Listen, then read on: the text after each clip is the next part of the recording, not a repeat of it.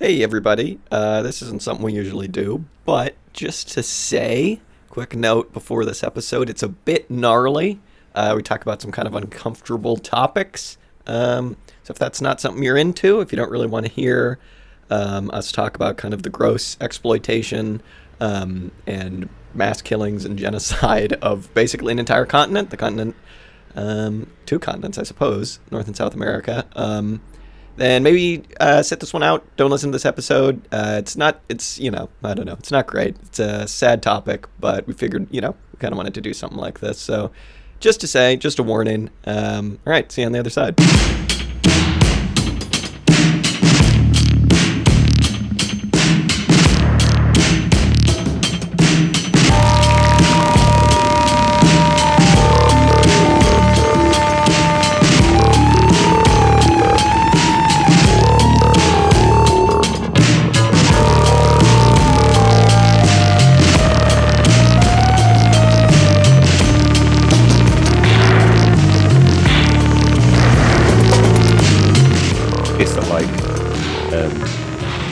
Cortez and Pizarro had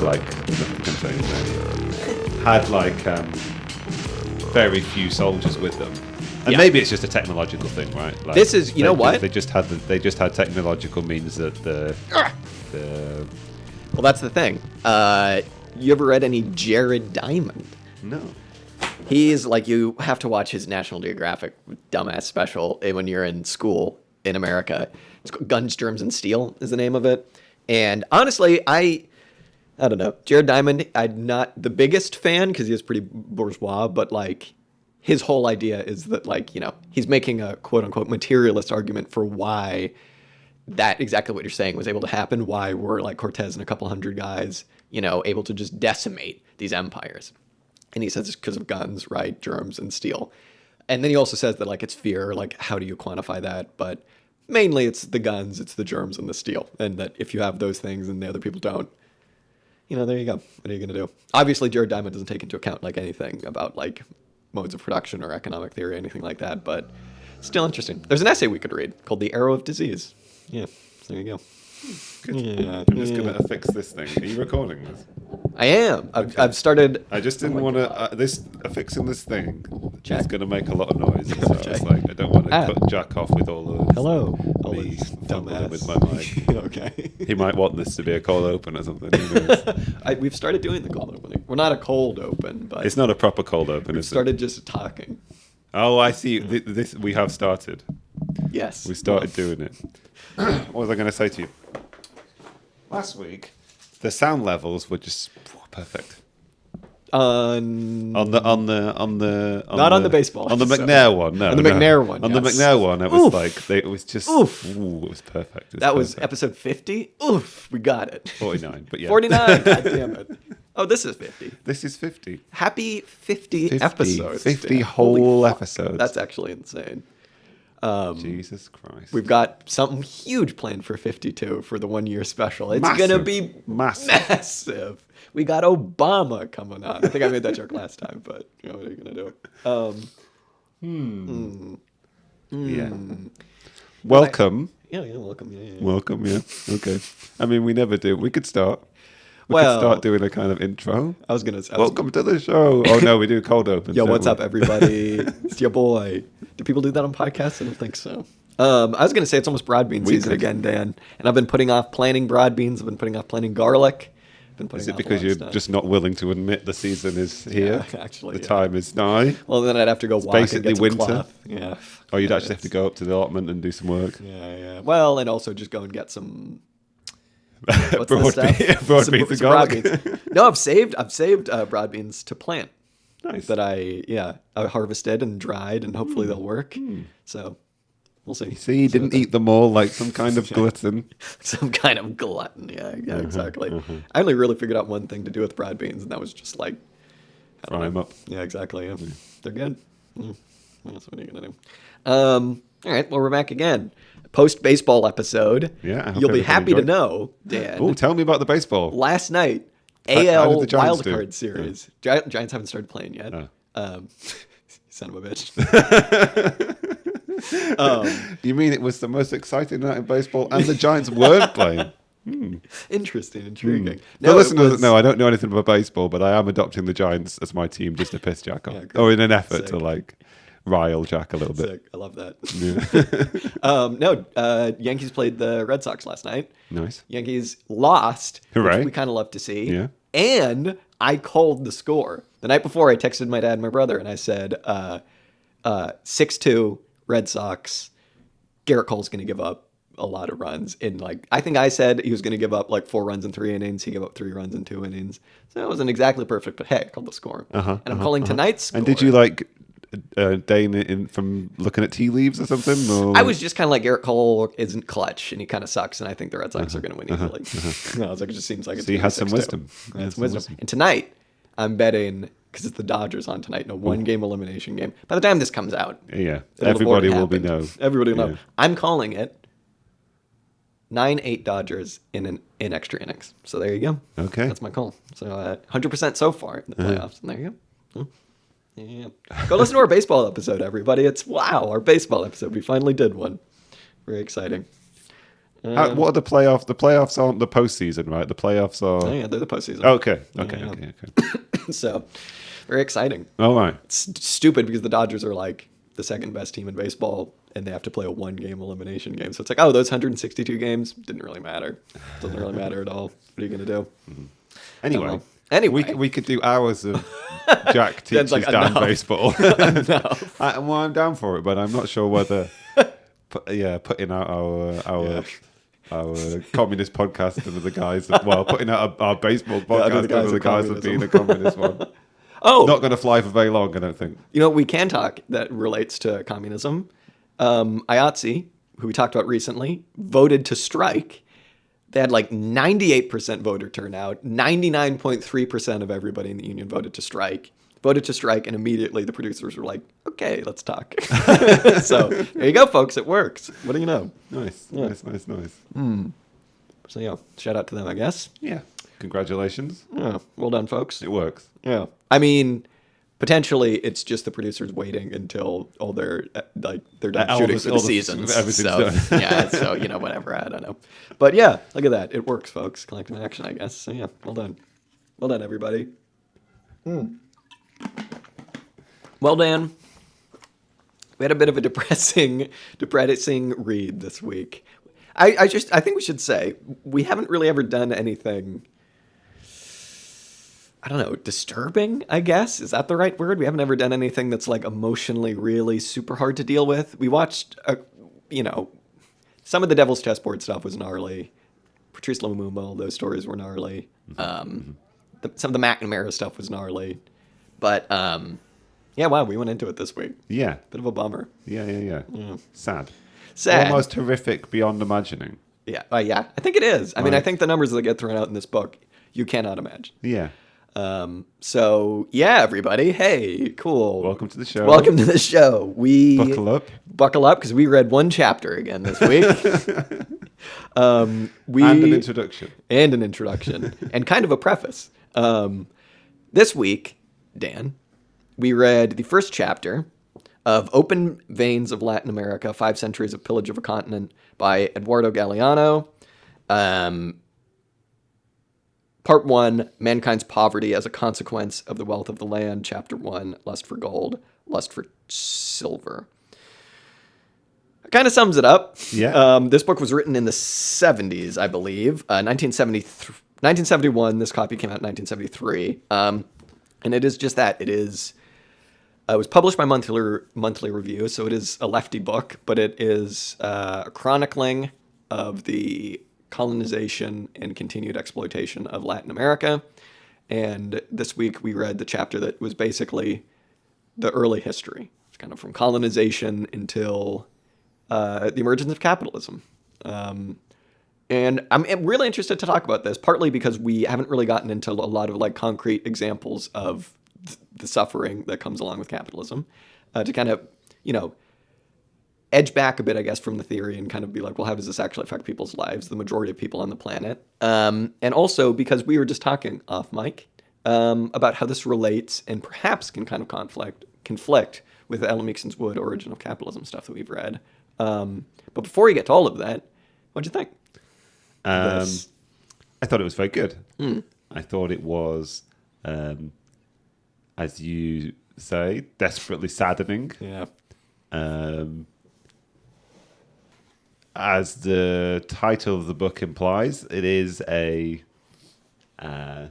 history, a chronicling of the gross levels of extraction that have come or been inflicted upon South America, and all of the funneling of the resources out of those areas, out of that part of the world, to the west of Europe, to Europe, and to later into America, to fill the coffers of first European kings and princes, and later the sort of like ravenous desires of, I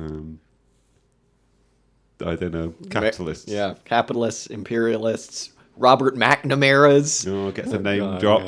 Yeah, it's all the same effing people, isn't it? It's just like, God damn it.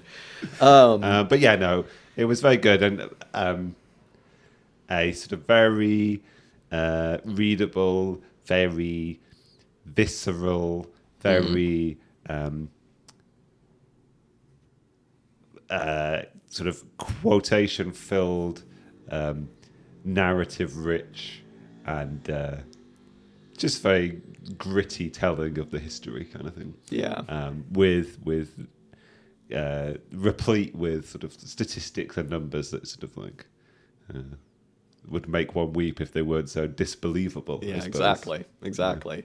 And, like, literally unbelievable. And it's interesting because I think this is pretty close to, maybe as close as you're going to get, perhaps, to a history of this period that is really not trying to pull any punches. It's really not trying to like apologize for anything. This isn't like the American textbook stuff where it's like, hey, some bad stuff happened, right? But everything's all okay. He has no real interest in kind of dumbing down numbers or kind of shying away from any of the atrocities that happened.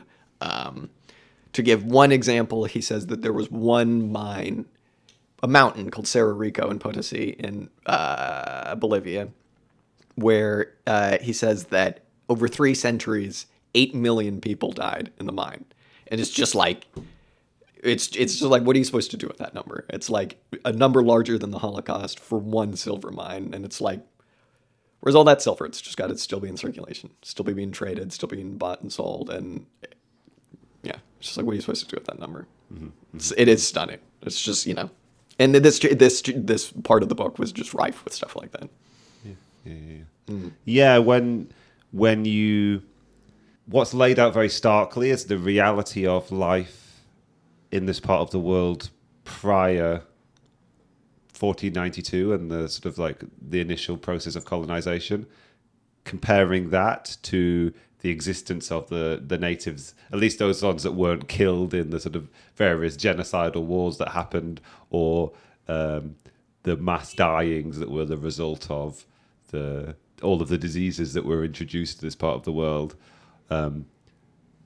All the people who went on to survive that, who like once would have contributed to this incredibly rich culture that was had within it incredibly skilled sort of like artisans and astronomers and the like. There was one section of this basically which is an idea that could be applied to any point of history, really, any point of capitalist or even pre-capitalist history, but in this one it's particularly stark, where it's like this, all of the richness of these civilizations that were the result of all of the various contributions that were made to them by the people that were involved, and those people that were then just sort of funneled into this sort of like death machine that was the particular silver mining, and in Portugal the gold mining, that sort of like was just like extracted from the country and funneled into the coffers of Spain and Portuguese kings. Chuds. It's the image that I couldn't get out of my head was just the idea of this like incredibly rich and complex society that had just been like crushed into one amorphous thing and then fed through this sort of like human meat grinding process of mining that was just like just killed people, as you say, by the millions. Yeah, by the millions. Yeah. There is one point when the author is I think he's discussing the mercury mines, because I think mercury God. was incorporated into the refining of silver, right? yeah. And one of the things that made the silver mining, exacerbated the horrors of the silver mining that happened in South America in the sort of like, I guess we're talking 17th and 18th centuries, and earlier, was this new process of refining silver that came about, required mercury as a process, but there were also mercury mines in South America. And I think they were saying the average lifespan was like 4 years for somebody who was working in the mercury mines, just because, like, obviously mercury is incredibly poisonous, and was just sort of reducing people To like trembling, hairless, yeah. just like, destitute. I mean, yeah, it's all obviously pretty chilling. And it's interesting because, like, when you learn about this in American schools, this period, you learn about like Cortez and how gnarly it was when they went in and just slaughtered everybody in, you know, wherever the conquistadors went, basically, in every capital. You don't learn too much about like what happened after that, because you're kind of just told it all happened at once, everybody died, get over it, and then, you know, there was like this empire that was formed. You don't hear too much about the mercury mines or the 8 million people who died at the base of this enormous mountain. I'm interested, actually, to kind of know, this is a question I've asked you before, but like how you're taught about like the colonization of the Americas in British schools. Do you learn about it too much, or do you mainly learn about the United States? I think I was taught about it not at all. Really? Yeah. Jesus. Now, maybe I think we've talked about like my experience of being taught history in British schools before, and so much of it, particularly like the what we do is like GCSE and A-level history, is very topic specific, right? So like you learn only certain periods of history, and then the exams are on those certain periods of history, kind of thing. So I did learn a lot more about the colonization of North America than I did South America. Gotcha. I don't know whether anybody's taught that, but it's certainly not part of early years general history education. In a way that I suppose it's probably more.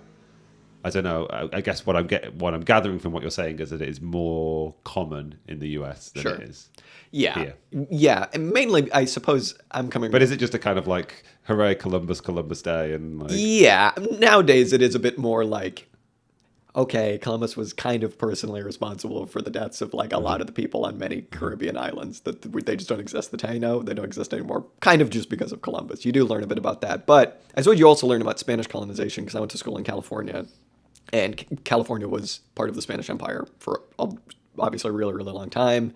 And there's the mission system, which is pretty messed up in its own right, but it was basically just churches / cattle ranches that were set up all along the Californian coast to claim that they were using all of the land so that Spain could just have the land. But obviously the stories of exploitation and murder and torture and stuff that comes out of the missions. Hey, surprise, surprise, the Catholic Church did something weird. It's just barbaric. And so you kind of learn about it more from that angle. But I suppose kind of what my point is that you never learn about what happened after the initial conquest. Because you do learn about the guns and the germs and the steel and the slaughter and the poison blankets and everything like that. But you don't really learn about what happened to these people after that and what is continuing to happen to them now. And it sounds like what you're taught is a very sort of like abstract version of the history, as a kind of like, all these sort of technological superior European colonizers just happened to exterminate this sort of like continent. Sort of this entire continent of persons. But I guess the story is told, perhaps, correct me if I'm wrong, but perhaps the story is told in terms of this sort of asymmetry of technology, or this sort of clashing of civilizations, I suppose. And I guess it's not told, I don't know how much it's told in the context of like, because in this, a lot of it is put in the context of like European holy war that's happened at the same time, and how like this in some ways was a continuation of the expansion or the purification of Christendom to some extent. That maybe that's to some extent what the conquistadors were doing. I mean, obviously they were spreading Christianity, or sort of like inspired by Christianity. It's interesting that like this very early phase, right? The sort of like the initial discovery, or the kind of like discovery by Western Europeans of the Americas in 1492, sort of coincides with the reunification of Spain and the early sort of like purging, well, the sort of like the final expulsion of Muslims from southern Spain, but then also it coincides with the massive expulsion and killing of the Jewish population of Spain, and it also coincides with the Inquisition, of which the sort of Spanish royal family were patrons, and so it's sort of like, I guess I don't know whether you feel it was the same way. The book seemed to be presenting that the discovery and what happened in South America can be put in the context of those other kind of like religious wars and genocides and persecutions kind of thing. I think on a much more horrific scale, of course, yeah. But like, I don't know. Yeah, well, I mean, I think they'd have to be, if for no other reason than like Cortez and Cabrillo and all of these guys had Catholic priests with them all the time, just for no other reason to be like, hey, bless what we're doing, because it's pretty bad, you know? And like, maybe if we say that we gave them a cross or two, it'll make us out to be better people. Yeah. I guess one of the reasons why I was thinking about it in terms of like, maybe it's taught as this very kind of like almost mechanistic process, as just sort of history happening kind of thing. Yeah. Is that it prevents you from seeing, as you were saying, that like this I guess mass killing or genocide or whatever word you want to put to it was something that happened again and again and again, year after year after year, for centuries, basically, and almost up to the present day. I mean, one only has to look at like, I mean, hopefully we read more of this book and hopefully we're introduced to it, but I've come across it in other places and we know about it now, how like quote unquote like Indian populations, like the native South American populations, still are treated as like the lowest class citizens in a semi-arbitrary distinction in some cases. Well, I mean, yeah, we're talking about hundreds of years of like. Yeah, well, and I mean, I just want to go back to what you're saying, because it is taught as like a mechanistic process of history, but it's also taught, it was what you're saying, is like an event, a singular event. They came over, the bad thing happened, the Band-Aid was ripped off. What, you know, these cultures were never going to meet, this was never going to happen, and a lot of it was just out of these people's hands. And sure, there were some bad actors, Cortez and all these people in Columbus, but like, you know, we got past it and that's done and it's over. And this book, most of the killing was just the disease, and what can you do about that? And then they'll be like, okay, sir, there were some examples, but hey, how do you intentionally wipe out a whole continent of people? Fairly easily, from it seems. But yeah, I think the point of this book is to put all of that in context, in its historical context, but then also to draw a straight line to today meaning 50 years ago, but of course still to this day, and to make the colonization and pillage and exploitation of the Americas not just something that happened then, but that is continuing to happen now on many levels, right? Because obviously there's the economic periphery and core, et cetera, but also, as you're saying, the continued exploitation of native populations, of Indian populations, of some of the worst acts of genocide in Guatemala, for one example, were against native populations who were accused of being leftists during the American-backed various dictatorships. And, you know, it's kind of just somebody to pick on, but it's also, you know, why are these people being picked on? Because they're the people who have the most to lose, and the people who perhaps are taking action or whatever. So yeah, historical context. It's pretty brutal. I want to read one quick quote from this book. This is the end of the introduction, and this kind of sums up what he's trying to do with this book. Gnarly, I'll say that. Maybe we should have said at the beginning of this episode, this was gnarly. This is going to be a gnarly episode. Sorry. Yeah, we haven't put it across. Yeah, it's going to be gnarly. Yeah. So he basically says, the ghosts of all the revolutions that have been strangled or betrayed through Latin America's tortured history emerge in these new experiments. As if the present has been foreseen and begotten by the contradictions of the past, history is a prophet who looks back. Because of what was and against what was, it announces what will be. And so this book, which seeks to chronicle our despoilation, God damn it. And at the same time, explain how the current mechanisms of plunder operate will present in close proximity the caraveled conquistadors and the jet-propelled technocrats, Hernan Cortez and the Marines, the agents of the Spanish crown and the International Monetary Fund missions, the dividends from the slave trade and the profits of General Motors. It's just like, God damn it, there you go, dude. I had not much to say after that. It is pretty gnarly, and I mean, it is pretty like.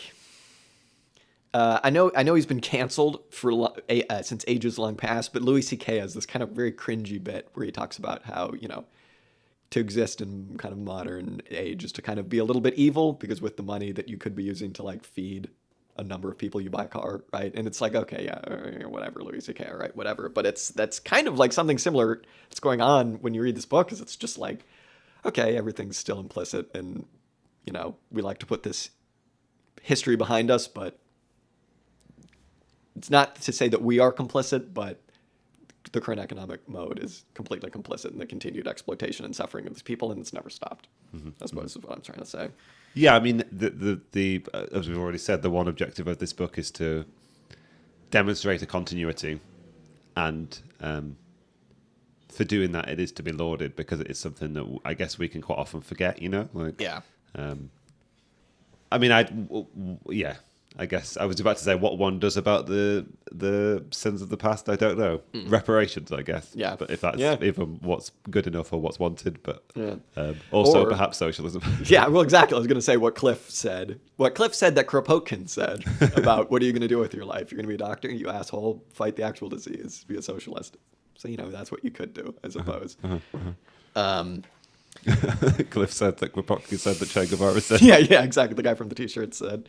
Well, in the introduction, he brings up one particularly ghoulish manifestation of current relations that the core has with the periphery, I suppose you could say, and specifically with Latin America, although this type of thing happens in Africa, this type of thing happens all over the place, and it involves our good friend, Robert McNamara. This is, again, pretty gnarly, so, just fair warning. But he brings up the example of how ideology plays a role in blaming the continued poverty of Latin America on its inhabitants, and how one of the main ways that this happens is through blaming the poverty on the proclivity of these people to reproduce, which is just like such a disgusting sentence to even say.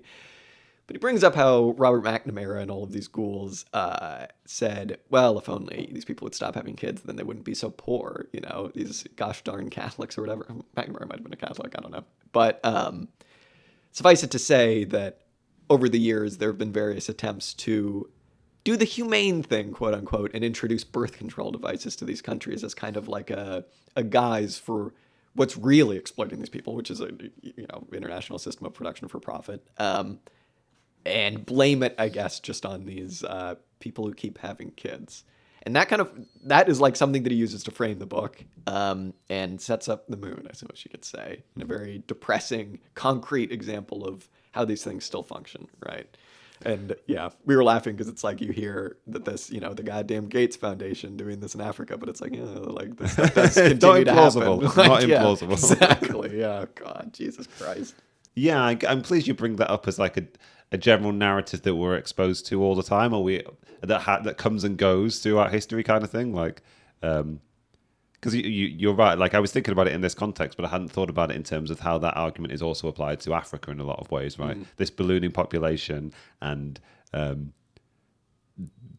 the people in Africa, people in South America are adding to and expounding, or not expounding, like contributing to their own poverty.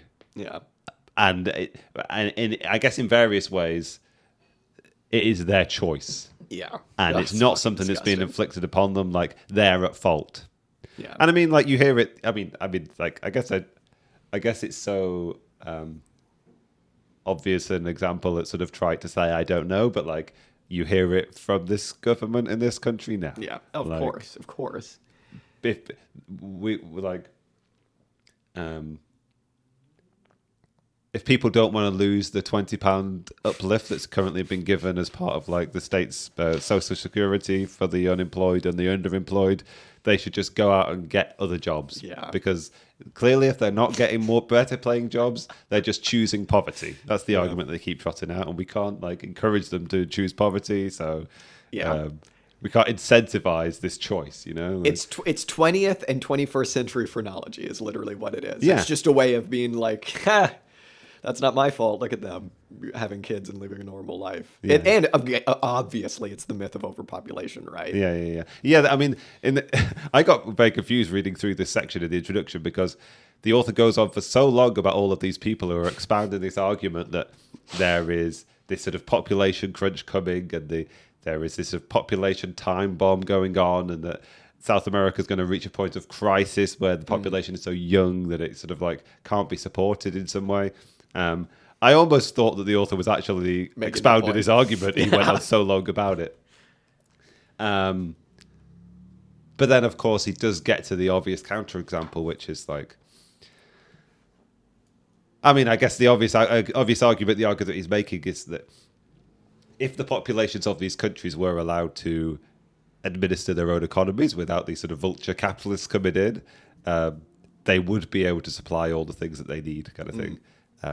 The populations of these countries are so much smaller relative to their landmass than the populations of sort of like all Western European countries, kind of thing. And it's just they're not allowed to support the population that they have, not to mention their future population, off of their own domestic economies, because their own domestic economies are so crippled by the sort of extractive process that's happening, the requirement to grow or produce things for foreign markets rather than your own, the vast amounts of land that are owned by whatever, like the banana company, the fruit company, whatever it is, United Fruit Company or whatever. Like, well, it's this.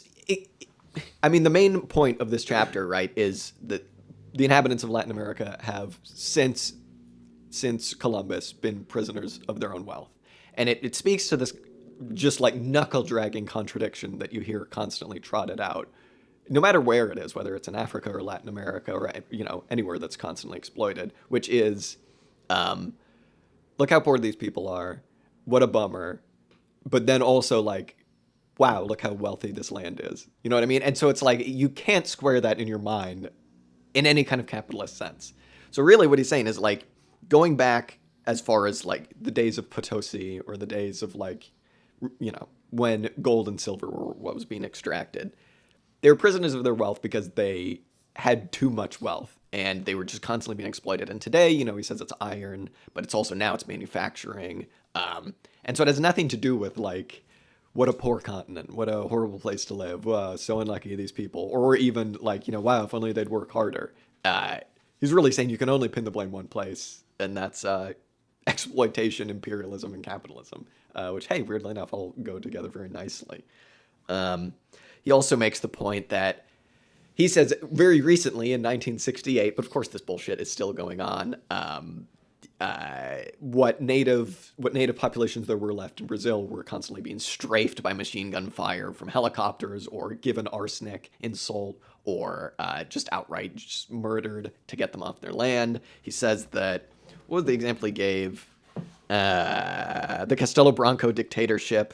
The director of the Indian Protection Service, named by the Castelo Branco dictatorship, was accused with proof of committing 42 different kinds of crimes against the Indians. The scandal broke in 1968, which would have been 4 years before the book was published. And of course, this stuff is still going on. So his point there is that, like, yes, they're all prisoners of their wealth. Nothing really has changed, but like literally nothing has changed. You hear about the horror stories of the smallpox blankets in the United States.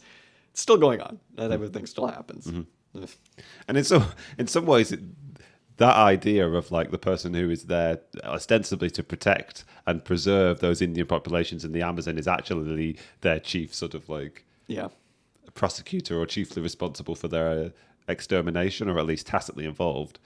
In some ways, you can draw a line all the way back to like the Pope in 1490, whatever, saying that the populations of South America are like members of Christendom and should be treated as such, and like Yeah. Oh, of course. are human yeah. beings. Yeah. And then that goes on to contribute nothing to like protecting them from utterly inhuman Yeah. exploitation, of which the representatives of the church were there, as you say, only but to vindicate. Yeah. So I don't know. It's yeah. Well, I mean, surprise, surprise. Hey, where did a lot of this gold wind up? In the basement of the Vatican. How odd.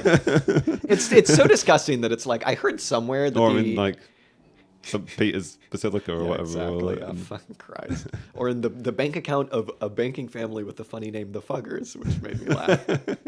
All right. Well, I guess this when we were talking right before this, the thing that really interested us was this idea that came up in here of how the exploitation of the Americas affected the development of England and the development of capitalism as well. Because this is a really interesting idea, right? Where it's like capitalism did not exist when the quote unquote discovery of the Americas took place, when the initial exploitation took place, and it wouldn't exist on a global scale for quite some time after that, right? Obviously. But the interesting thing about this book is that while Galeano makes the point that like this exploitation had a lot to do with the development of capitalism, he's kind of just like, but the conditions on the ground for the exploited didn't change, right? Which is a really, really interesting idea and one that I think I'm kind of still grappling with. But I think we should kind of start to talk about the ideas that come up in this of the origin of capitalism versus the ideas that we were talking about before with the Ellen Meakson's Wood. Because here he quotes the Marx quote, which I should honestly probably just read really quick. In chapter 3 of the first volume of Capital, Marx says, "The discovery of gold and silver in America, the extirpation, enslavement, and entombment in mines of the aboriginal peoples, the beginning of the conquest and looting of the East Indies, the turning of Africa into a warren for the commercial hunting of black skins, signalized the rosy dawn of the era of capitalist productions. These idyllic proceedings are the chief momenta of primitive accumulation." And Dan, you brought up a really good point, which perhaps you could speak to, about this, the difference of the ideas of the literal primitive accumulation, well, not literal, but like more literal, of the primitive accumulation that Galeano is talking about here, which is just like accumulating a lot of money, versus the idea of the primitive accumulation that Ellen Meakson Wood talks about, and I suppose like kind of more the Brenner thesis talks about, where it's like, here Galeano is talking about the primitive accumulation perhaps in Spain and in Portugal, and how that then affected England, whereas something that's missing from this book is the Ellen Meakson's Wood idea, I think. Yeah, I think in a lot of ways you could probably attribute to Galeano an idea or attribute to his ideas what Meakson's Wood calls the commercialization model, right? He's not really following the sort of like the Brenner idea that capitalism came about as a change in social relations in England. It's more of a kind of like at a certain level of capital accumulation, i.e. the accumulation of vast sums of wealth, capitalism becomes possible at a certain point. So it's much more one of these arguments whereby history is on this trajectory toward capitalism, and when certain thresholds are crossed, capitalism becomes inevitable or impossible to deny, or what have you.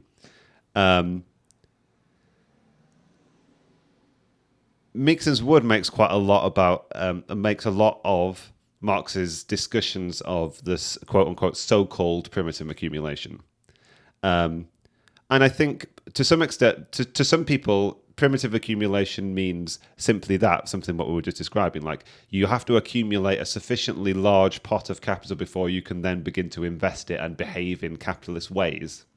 And that definition of primitive accumulation, I think, is much better attributed to people like Adam Smith than it is to Karl Marx, although Marx is often mistaken for having that understanding. Wait, of... Marx is misunderstood? Oh my God. And the way Meakson's Wood presents it is that what Marx really means by primitive accumulation is the kind of like imposition of capitalist social relations, of which the accumulation, say for example, like the enclosure that happened in England, right? is a kind of accumulation in the sense that the capitalists were grabbing land so they could use it in different ways, in new capitalist ways. But it was only happening in tandem or as a supplement or as something additional to a change in social relations that had already happened.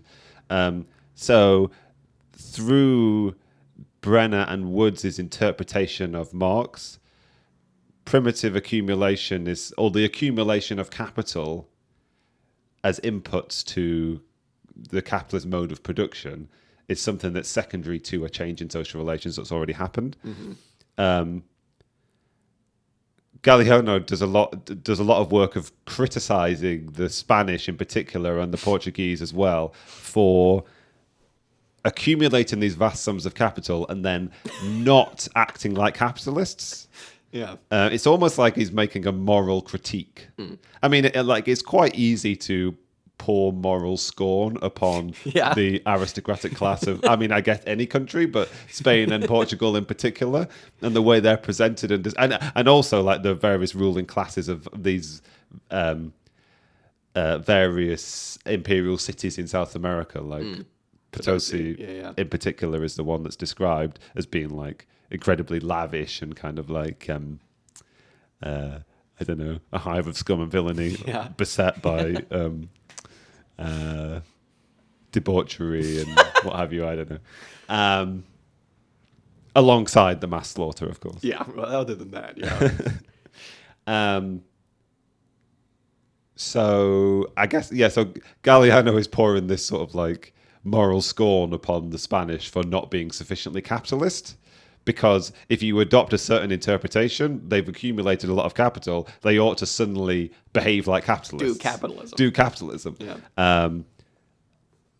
But of course, like Meekson's Wood's interpretation of the imperialism that was conducted by the Spanish and the Portuguese in South America, at least in those early centuries, right? At some point, it became governed by capitalist social relations. But for those early centuries of that period of imperialism, that was purely feudal imperialism. Yeah. It was imperialism that was governed by the realities of feudal social relations and not by capitalist ones. And that's why, like, it was incredibly... There was no, like... In South America, there was no reinvestment. There was no development of local production of any sort. It was just extraction. Nor in Spain. And quite, the argument that he makes is like, nor was that used to develop Spanish industry and production of any sort. Really what it did was saw this it went to funding this massive expansion of the aristocracy. There were so many more like aristocratic positions of various sorts that came into existence. So much spending went on lavish palaces or what have you, and beyond. And basically, the inputs, the proceeds of imperialism in South America by the Spanish went mostly to servicing the debt that they'd already accumulated. They just basically serviced all the mortgages that they had to bankers in Germany and the Netherlands and to later on England. And also it went to funding the sort of religious wars that were taking place in the Holy Roman Empire at the same time. Right? It meant to basically like funding the wars of Charles V and Philip II and the sort of the various Holy Roman Empire emperors and their sort of like wars of conflict. Which again, if we look back to Meekson's Wood description of the extra economic exploitation that was central to feudalism, war and the expansion of territory was very central to that form and that mode of production, kind of thing. Can I just please, just to say, I think I'll push back a bit because we never do that. I think we've identified some disagreement. Well, I think we'll find some. I think we still agree. Yeah, I'll say that. But I didn't read this very much as being contradictory to what Ella Meekson's Wood was saying. I didn't see either of this as being in conflict to what she was saying. And I mean, I think what he's clearly lacking here is what you're saying, right? Is an explanation for how these social relations came about and how they actually changed. But I think kind of what he's saying, because he's focusing so much on Latin America, is like, let me go back a bit. When you want to talk about like the origin of capitalism, it is really easy to just point to like a very specific time that we got in the Ellen Meakson's Wood book and be like, here's when the social relations changed. Look at all these idiot peasants wandering around Kent with nothing to do. They're wage labor scum, right? Forging all of these 20th century rights of way. Yeah, exactly. God bless them. But you can also kind of look back and be like, well, when did things kind of start to move in that direction before that? You could go back as far as like the Black Death, because that killed a lot of people. And so there, like a new class began to form, but didn't actually get into play until, the 17th century in England, right?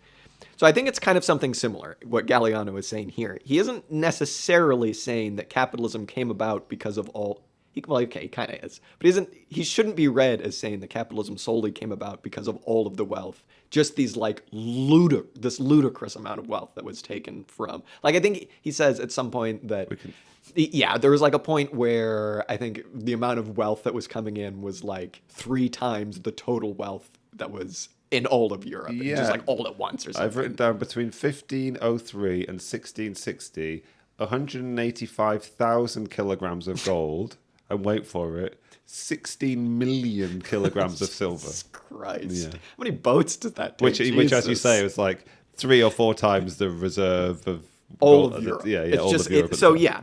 So I think really what this should be read as saying, and I will hesitate to say that this is what he's saying, because I think this is what we should use the ideas in this book to come to the conclusion about, is that this was another step in the development of capitalism that didn't have much to do with the social relations concretely, but that bolstered the entire system and made its global reach possible. And I suppose that like you can kind of see this as like a steroid, if we're going to use a metaphor, right? It's like this influx of capital that was like really connivingly and sneakily used by the British, really made the social relations that they had previously kind of begun to develop. It just gave it a kick in the butt, right? Like it just really put everything forward. And I think that is kind of, I suppose, what he's saying here. But because he's talking about all of that from the vantage point of Latin America, he is naturally going to focus on the wealth that was taken from Latin America in the development of capitalism. And while he is clearly missing some kind of like sociological approach of like, this is what you're saying. It's like, well, you can't just have a moral argument. Like, why were the Spanish so stupid? Why did the church just keep its money? Why did the Spaniards just build big-ass houses and that's it, and then sit on their money, while the English were like, oh, let's, save some for a rainy day if we ever have to fight Napoleon, which is fucking crazy. There's this point when he's talking about one of the Spanish kings, like, expelling all of these weavers, who then went over, the British were like, yes, come in. Yes, come to us and weave. Yes, because just to sum it up, I think exactly what you're saying, so maybe we don't disagree at all. But this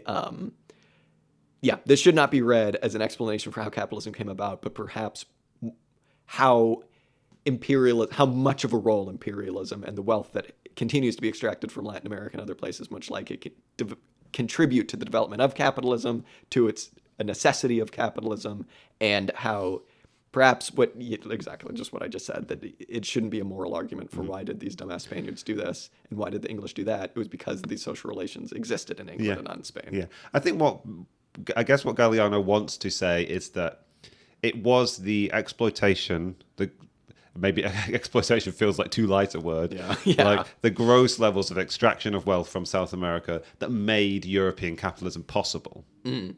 And in some ways, maybe what he is saying, or what you can read him as implying, is that it caused it. And if we want to hold to the Ellen Meakson's Wood Brenner idea of like capitalism coming about as a change of social relations in England, then obviously we can't agree that it caused it. But I guess we could say that it contributed so heavily that it made it possible. Sure, that's in the rapid expansion of it, or its growth, or obviously like accumulation of capital doesn't automatically mean capitalism. Sure. But it does help to have big pots of wealth sitting around to invest if you decide to suddenly start behaving in capitalist ways, right? So it didn't cause it, but perhaps it was indispensable for at least the historic development of capitalism that we experienced as our actual history. Yeah, indispensable, or perhaps like a bit of a fait accompli, which is funny because we just spent the whole first half of this episode pushing back on that. But it's like, once these capitalist relations existed, perhaps it was only a matter of time if they were able to stabilize themselves in their own, what was then a nation, right? That they would spread and be so exploitative. Yeah. But yeah, what's again, I'm just going to come back to this idea quickly. It's so interesting about this book is that he kind of just goes, yeah, this helped so much with the development of capitalism, but like this exploitation was going on long before capitalism and continues to go on, which is like, oh, that sucks. Yeah, I think that's the other thing that we want to like emphasize about this. And what's interesting about this, an example of like a continuity amidst the change, right? Yeah. There was this shift that was happening in the social relations of the economic mode of production through this period of time, but the utter horror of feudal imperialism is basically the same as the horror of capitalist imperialism.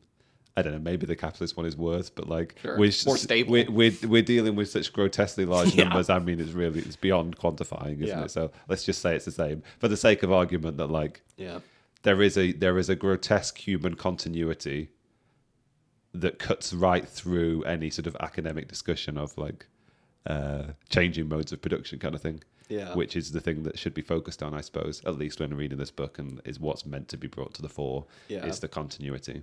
Yeah, because you would imagine, right, that like you would imagine the feudal one would be worse, where it's political exploitation or just violent exploitation, like militaristic exploitation, where it's just like he talks about how, you know, a bunch of people would just go into the woods, find a bunch of natives, round them up, put them in a cattle pen, and just be like, okay, you guys are today going into the mine, you guys are going in today in the mine. But it's like, okay, you would expect perhaps an extra economic or an economic form of exploitation to be maybe better, but he gives examples and he's like, it's not. Because it's like in Guatemala, there are, you know, one thing he also says is that, you know, natives have been pushed to like the worst parts of the countries, to the arid mountains, to the deserts, et cetera, et cetera. And, you know, parts of the year when it's harvest time or whatever, these people come down and they work for like pennies and then they all have to go back. And it's like a lot of them die because of horrible conditions and stuff. So it's like, which one's worse? I mean, the capitalism is obviously on a much larger scale. So it's like, who fucking cares what's worse? It's like, this is what we've got, I guess. So yeah, brutal. Just to sum that up, I really like the Engels quote that we get. Page just fell out. Oh, no. I was hoping that wouldn't happen. Oh, dear. He says, Latin American silver and gold, as Engels put it, penetrated like a corrosive acid through all of the pores of Europe's moribund feudal society. Eyebrow raised there. And for the benefit of the nascent mercantilist capitalism, there we go, the mining entrepreneurs turned the Indians and black slaves into a teeming external proletariat of the European economy. Greco-Roman slavery was revived in a different world to the plight of the Indians, and the exterminated Latin American civilizations was added the ghastly fate of the blacks seized from African villages to toil in Brazil and the Antilles. The colonial Latin American economy enjoyed the most highly concentrated labor force known until that time, making possible the greatest concentration of wealth ever enjoyed by any civilization in world history.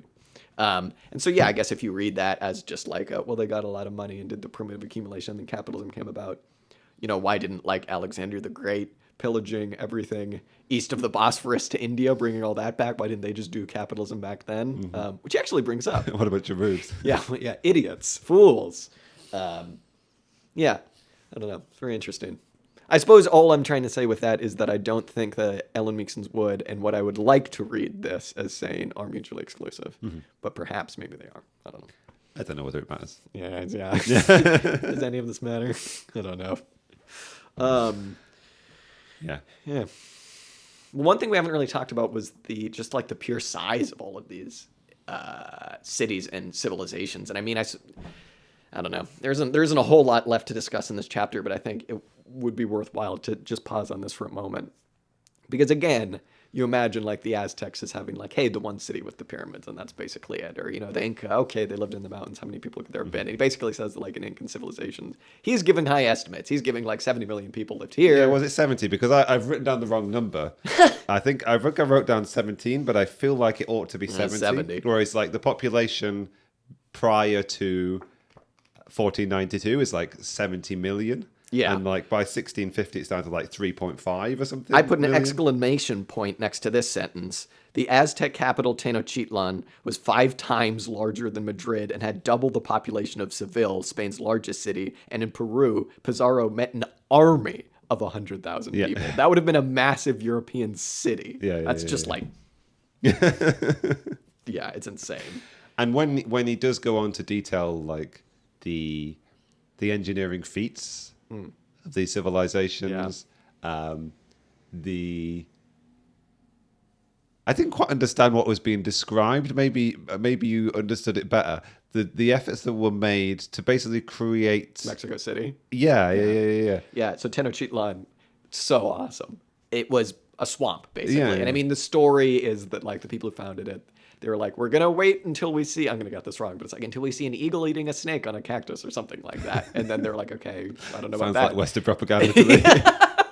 And then anyway, they settled on this place and it was a swamp. And they were like, how the hell are we going to build a city here? And they're like, we're the Aztecs, baby. We can do whatever the hell we want. And they did. They basically they literally drained the swamp. And like planted trees to stabilize the mud. So basically like brought in a lot of mud from somewhere else and built these islands and and just drained it. And drained it into these reservoir like lakes around these artificial islands and they It's badass. When you see reconstructions of what it looked like, it is just like this beautiful like Atlantean city with like a pyramid and like, these like lakes. It's just awesome. It just kicks ass. And it was huge too. It was a massive city. I was imagining as it was described almost like Disney like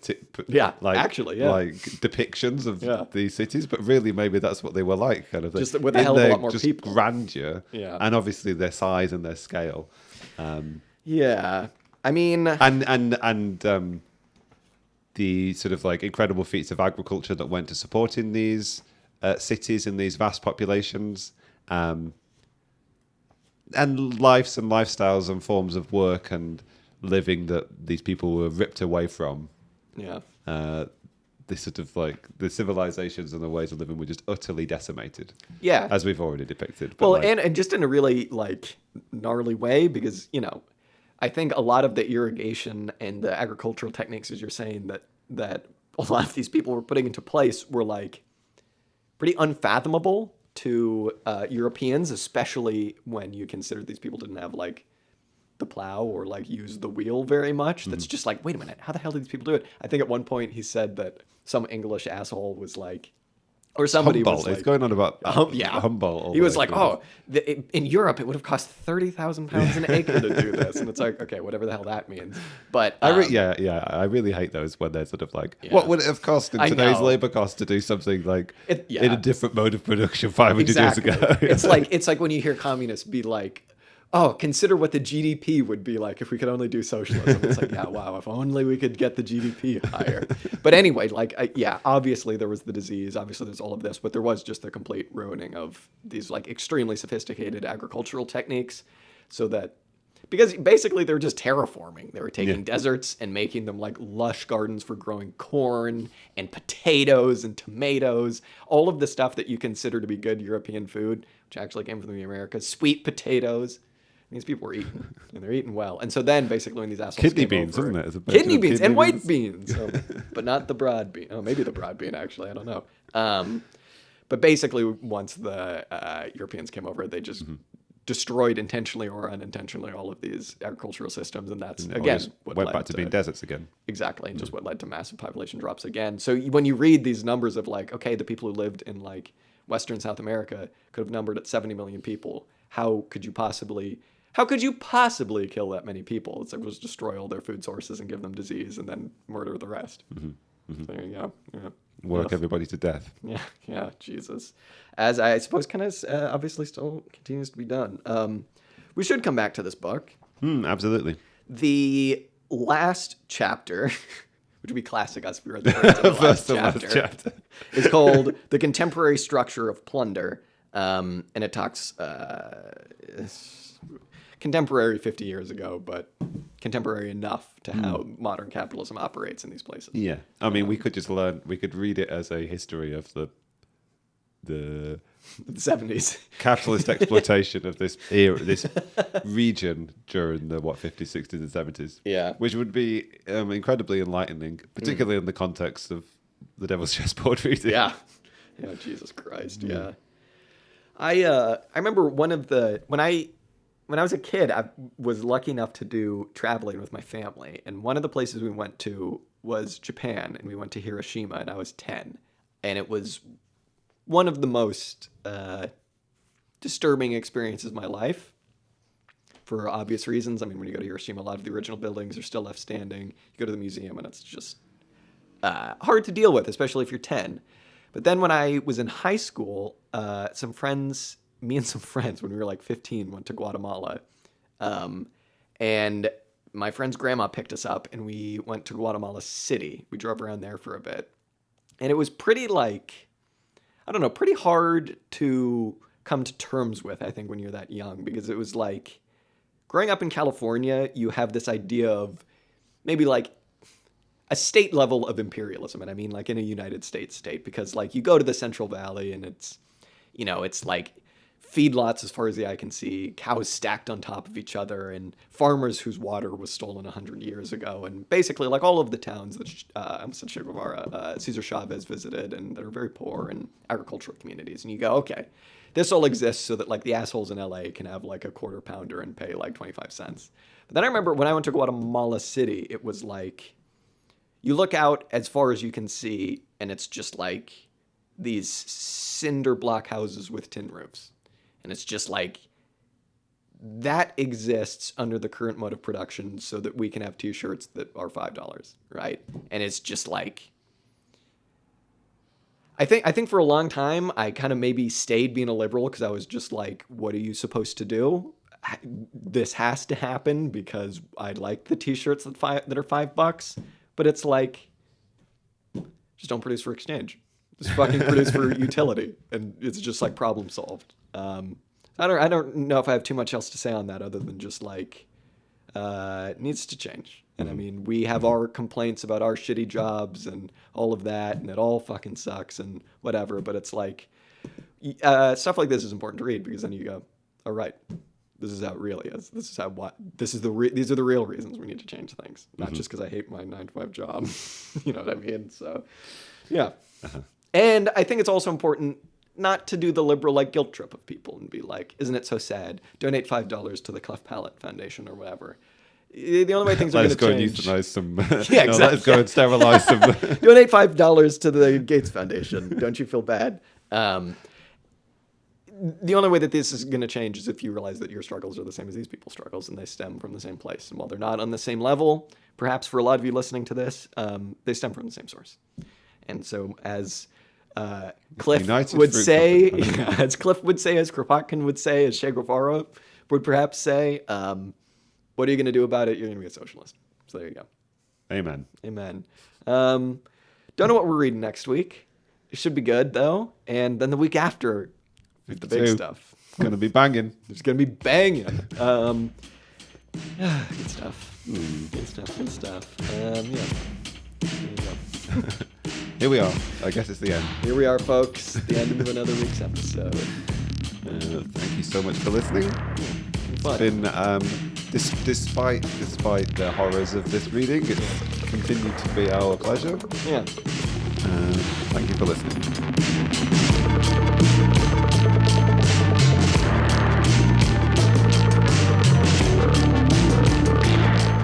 The music you heard this episode was Music to Kill Bad People To by King Gizzard and the Lizard Wizard. If you like this song, you can check it out and much, much more on their Bandcamp at kinggizzard.bandcamp.com. Be sure and follow us up on Instagram, Twitter, and Facebook. And if you like what you heard, be sure and tune in next week for some more commie discussion. Till next time.